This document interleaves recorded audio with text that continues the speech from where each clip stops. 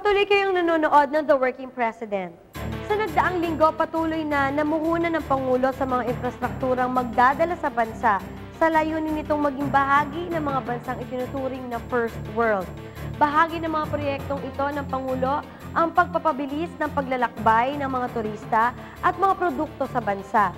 Ika-12 ng Hunyo nang bisitahin ni Pangulong Arroyo ang MRT-LRT Extension Project kung saan kanyang tinignan ang ongoing construction ng Light Rail Transit 1 o North Extension Project sa EDSA. Ang construction ito ang magdurugtong sa Metro Rail Transit o MRT at LRT. Sa paglalakbay sakay ng tren, kinamusta niya ang pamamalakad ng MRT, partikular ang pagdaragdag nito ng oras ng operasyon upang maserbisyohan ang mga manggagawang nagtatrabaho sa gabi, partikular ang mga nasa sektor ng BPO. Pinagbubuti rin ng Pangulo ang pagsisiguro sa sapat na pagkain ng bansa. Sa kanyang pagbisita sa Dolores Farm sa South Cotabato, tinignan ng Pangulo ang operasyon ng Pangasius Techno Demo Pond.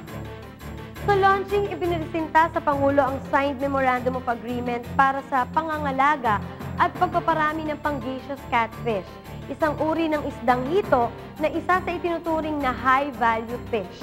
Sa pamamagitan ng industriyang ito ay mababawasang importasyon ng isdang ito habang nagbibigay ng kabuhayan sa ating mga kababayan. Bahagi rin sa prioridad ng Panguluhan ang pagpaparami at paggamit ng Jatropa. Malaking tulong sa ekonomiya ng bansa ang $175 million investment sa Jatropa Plantation ng Mindanao. Ito ay bunsod ng pagtataas ng Eco Global Bio-Oils Incorporated ng kanilang investment mula $4 million sa $175 million o pagdoble ng 100,000 hectare na initial target nito. Plano rin ng kumpanya na magtayo ng biodiesel processing plant sa General Santos City sa susunod na 8 taon. Patuloy din isinusulong ng pamahalaan ang laban sa masamang epekto ng climate change. Sa kanyang pagbisita sa Isulan, Sultan Kudarat, kanyang binilinan na hanggang hindi kumikilos ang bansa upang labanan ng climate change ay maaaring maapektuhan nito ang food basket ng bansa, ang Mindanao. Sa briefing ng climate change, inutusan ng Pangulo ang DENR na unahin ang mga proyektong mangangalaga sa kagubatan. Iniutos din niya ang pagpapatayo ng mga materials recovery facility. Lumikha ang Pangulo ng Interagency Committee na siyang mangangasiwa sa Comprehensive Shelter Program para sa informal settlers ng Metro Manila.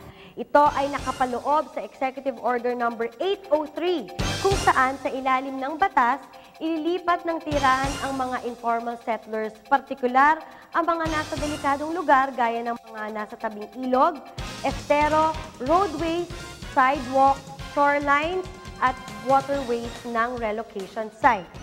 Samantala, matapos ang ating break, tutunghayan natin ang isa sa pinagmamalaki ng Occidental Mindoro, ang isla ng Lubang Island. Kaya't dyan lang kayo, magbabalik agad ang The Working President.